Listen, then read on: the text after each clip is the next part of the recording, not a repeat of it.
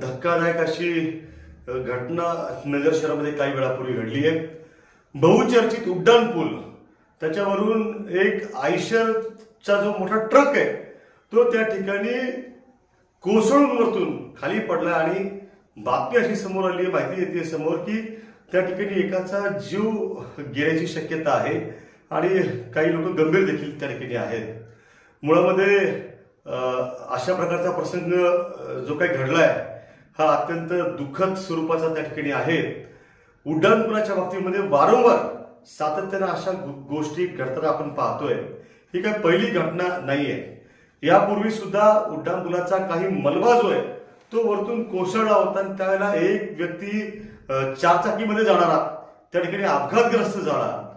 त्या ठिकाणी त्याला आम्ही काँग्रेसच्या माध्यमातून वाचा फोडण्याचं काम केलं। एवढंच नाही तर याच्यापूर्वी देखील काही तरुणांच्या बाबतीमध्ये, एका वकिलाच्या बाबतीमध्ये अशाच प्रकारची दुर्दैवी घटना त्या ठिकाणी झालेली आहे। यातनं एक गोष्ट निश्चित समोर येते की अत्यंत सदोष असा उड्डाण पूल त्या ठिकाणी बांधण्यात आलेला आहे। केवळ राजकीय श्रेय घ्यायचं म्हणून उड्डाण पूल पूर्ण त्या ठिकाणी अतिजलद गतीने सदोष अशा पद्धतीनं त्या ठिकाणी करण्याचं काम त्या ठिकाणी निवडणुका डोळ्यासमोर ठेवून केलं गेलं आणि या माध्यमातून आज ज्या काही अशा त्या ठिकाणी जीव जाण्याच्या गोष्टी घडतायत या हृदय पिळवटून टाकणाऱ्या आहेत।